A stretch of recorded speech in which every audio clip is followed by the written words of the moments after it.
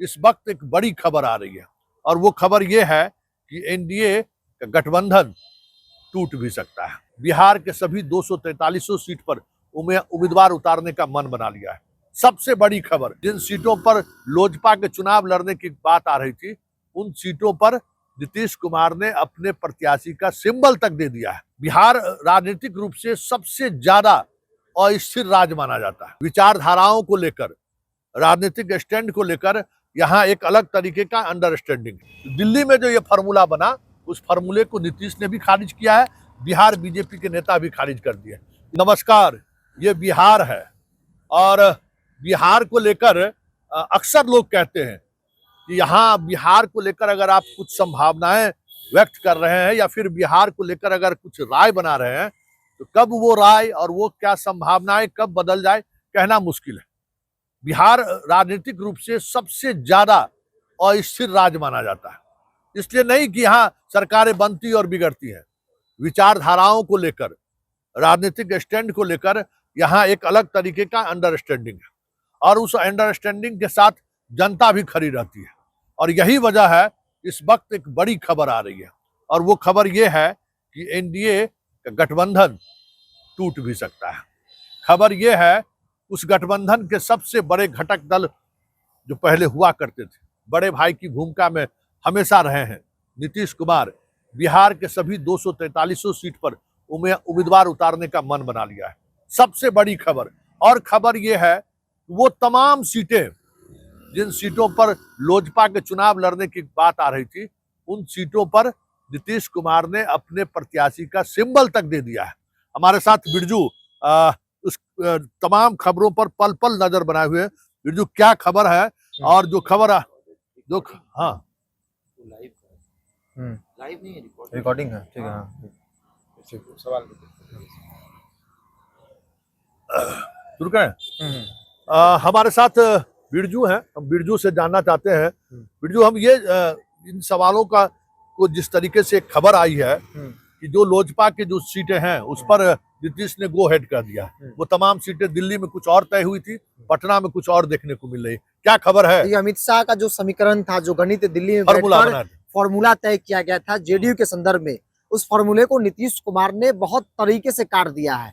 हम एक्सेप्ट नहीं करेंगे, क्योंकि उसमें कई ऐसी सीटें थी जो जेडीयू की सीट है, कई तो सिटिंग विधायक हैं, बिहार सरकार में मंत्री है, वो भी सीट एलजेपी के कोटे में दे दी गई थी। और 29 सीट, ये बात किसी को हजम नहीं हो रही थी। राजनीतिक तौर पर यह बात कोई स्वीकार करने को तैयार नहीं था कि चिराग पासवान को 29 सीटें दी जाएगी, और उसमें से भी दर्जन भर सीटें, जिसमें से 10-11 सीट ऐसी हैं जो सेकंड पोजीशन जेडीयू का रहा है, 3 ऐसी सीटें हैं जो जेडीयू की सिटिंग सीट है, जिसमें एक बिहार सरकार में मंत्री भी रत्न सदा है, वैसी सीटें चिराग पासवान को दी गई। तो ये बात नीतीश कुमार भी बखूबी समझते हैं। वो अलग बात है कि नीतीश कुमार को ये बात लेट से मालूम चला होगा, लेकिन नीतीश कुमार लेट से ही सही एक्शन में आए, और उसी का नतीजा है कि नीतीश कुमार आज की तारीख में एक एक करके सिंबल भी दे दिया। अब देखिए ना जरा कि कौन कौन सी सीटें थी। राजगीर सीट चिराग पासवान के खाते में गई थी, जो जानकारी मेरे पास, और जो संभावित नाम चल रहे हैं 29 में से। महिषी सीट चिराग पासवान के खाते में गई थी। सोनभरसा, नालंदा के 7 में से 2 सीटें गई थी, जो कि नीतीश कुमार कतई स्वीकार नहीं कर सकते भाई नालंदा में चिराग पासवान चुनाव लड़े और हम अपने कोटे से चिराग पासवान को कोई भी सीट दे। वैशाली की सीट, एकमा की सीट, ये वो सीट है जो चिराग पासवान के खाते में गई थी। और एक एक करके इन तमाम सीटों पर नीतीश कुमार ने तो 4 लोगों को सिंबल भी दे दिया। और ये परंपरा नहीं रही है, आपने तो देखा है, परंपरा एनडीए की नहीं रही है। जब तक आधिकारिक तौर पर बातें सामने नहीं आ जाती है, तब तक कोई सिंबल नहीं दे सकता था। लेकिन दिल्ली में फैसला हुआ, उस फैसले से नीतीश कुमार नाराज, और नीतीश कुमार जो रात भर में घटनाक्रम हुआ, जेडीयू के जो कार्यकर्ता थे, जेडीयू के जो नेता थे, जो समर्पित नेता थे, उनके अंदर जो सवाल खड़ा हुआ, जो सीएम हाउस तक सवाल पहुंचा, जिसके बाद नीतीश कुमार भी एक्शन में आए और तकरीबन इन तमाम सीटों पर रत्नेश सदा को सिंबल दे दिया, वैशाली वाले पटेल जी को सिंबल दे दिया, कई ऐसे सीटों पर जहां पर नीतीश कुमार ने सिंबल दे दिया। और इन्होंने वो भी कह दिया कि अगर ऐसी परिस्थिति है तो फिर हम 243 सीट पर लड़ने को तैयार हैं। देखिए, सबसे बड़ी खबर यही है, और खबर यह है कि देखिए, ये आज समझौते का मतलब था कि आप मुख्यमंत्री की रेस से बाहर हो जाना। जो नीतीश के आसपास जो लोग हैं, भुजा पार्टी को छोड़कर, वो इस सच को कहीं न कहीं समझ भी रहे थे, और सरोकार भी इस पर चर्चा भी होनी शुरू हो गई थी कि अगर आज हम 101 को स्वीकार कर लिए, और जिस तरीके से चिराग को सीटें दी गई है, अगर उस बात को हमने स्वीकार कर लिया, मतलब आप चुनाव लड़ने से पहले ही जदयू का अस्तित्व खत्म होने की बात स्वीकार कर ले। और ये बात चारों तरफ से लगातार नालंदा और पटना के आसपास जो कुर्मी लॉबी है वो लगातार मुख्यमंत्री आवास में बैठे अधिकारियों को, पार्टी के पदाधिकारियों को पर दबाव बनाना शुरू किया। और देर शाम खबर मुख्यमंत्री आवास से आई, जब बैठक खत्म हुआ सारे नेता निकले, कहा 243 पर मुद्दात खोजिए। अब जो होगा सो होगा। अब ये बहुत चीजें ऐसी हो रही है जो हमें बर्दाश्त नहीं है। खबर ये आ रही है, इस खबर के आने के बाद महागठबंधन की सीट शेयरिंग को लेकर जो दिल्ली में बैठक हो रही थी, उस बैठक को भी कुछ देर के लिए टाल दिया गया। खबर ये आ रही है। और अब बिहार में जो एक नया अपडेट आया है एनडीए को लेकर, उस पर अब नजर बनाई हुई है इन महागठबंधन के नेता। क्या खबर है आपके पास? देखिए, बगल वाले आवास से, राबड़ी आवास से नीतीश कुमार को देखा जा रहा है कि क्या कर सकते हैं नीतीश कुमार, क्या मतलब रहेंगे या फिर कहीं संभावना इधर आने की तो नहीं है, ये इस पर भी लेकर चर्चा हो रही है। लेकिन सबसे बड़ी बात तो ये है कि नीतीश कुमार ने 243 सीटों पर उम्मीदवारों की घोषणा करने का निर्णय ले लिया है कि भैया अब नहीं है बर्दाश्त, और जो लोग दिल्ली गए थे उनको क्लास लगा दिया। इन खबरों को सुनकर महागठबंधन में जो बैठक चल रही थी दिल्ली में, उसको टाल दिया गया है कि नहीं नहीं नहीं, अभी रुक जाइए, अभी पहले थाम लीजिए, दिल थामिए, क्या हो रहा है।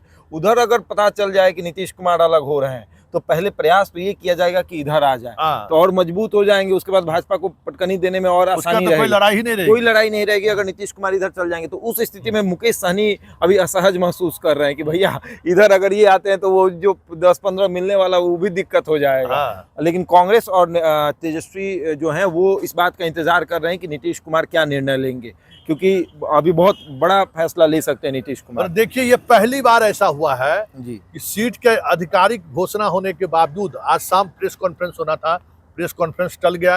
गिरिराज सिंह का ट्वीट आप देख लीजिए, सीधे सीधे तौर पर चिराग को सीट देने को लेकर खुल्ला नाराजगी उन्होंने व्यक्त किया।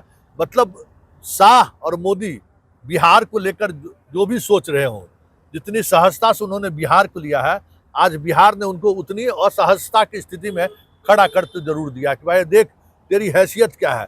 बीजेपी के अंदर से भी शाह के उस फार्मूले के खिलाफ आवाज उठनी शुरू हो गई है, और ये आवाज कहीं न कहीं नीतीश को मजबूती प्रदान किया है।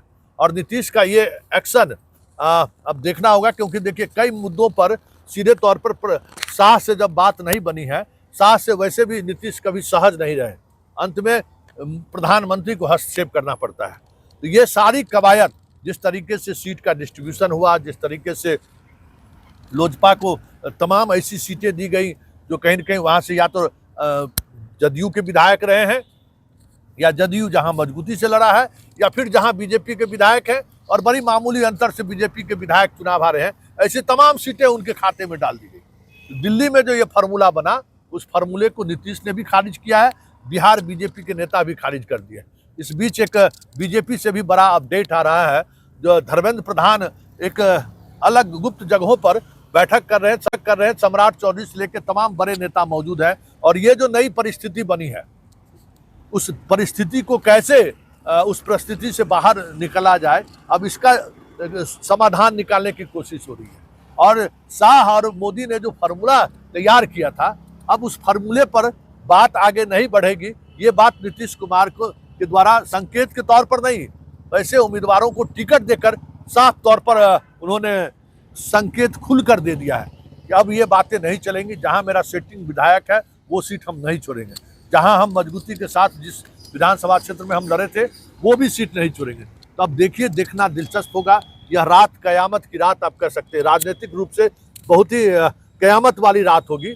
और तब देखना दिलचस्प होगा कि कल की सुबह जब सूर्योदय होता है तो बिहार की राजनीति में वो घना कोहरा छाया रहता है, या फिर जो बात पूरी रात होगी उस पर कुछ नई बातें सामने आएगी। ये देखना हम सबों के लिए दिलचस्प। लेकिन एक बात चलते चलते जरूर कर देंगे कि ऐसी राजनीति या सीट बंटवारे को लेकर इस तरीके से खींचतान एनडीए घटक दल में मैंने तो कभी नहीं देखा है। आज देखिए, जबकि केंद्रीय चुनाव अभियान समिति की बैठक हो गई दिल्ली में, दोनों हमारे युवा पत्रकार हैं, हम इनको भी समझना चाहिए। वहां पे प्रधानमंत्री की अध्यक्षता में बैठक होती है, सारे बीजेपी के बड़े नेता राजनाथ सिंह से लेकर अमित शाह से लेकर सभी लोग वहां मौजूद थे। सीट पर चर्चा भी हो गई, सीट में किसको उम्मीदवार बनाना है वो भी तय हो गया। केंद्रीय चुनाव अभियान समिति में उम्मीदवारों की सूची पर मोहर लगता है और आज बीजेपी के दफ्तर में कई नेताओं को शामिल कराया गया। आप समझ सकते हैं ये कभी बीजेपी में नहीं होता। तो चुनाव अभी कह सकते हैं कि अभी क्लाइमेक्स नहीं आया है बिहार में, बिहार की राजनीति में अभी क्लाइमेक्स आना बाकी है। और इस बीच जो चीजें हो रही हैं उनको दिल थाम कर देखते रहिए, क्योंकि जो आज दिख रहा है ना, हो सकता है कि कल सुबह वो नहीं दिखे।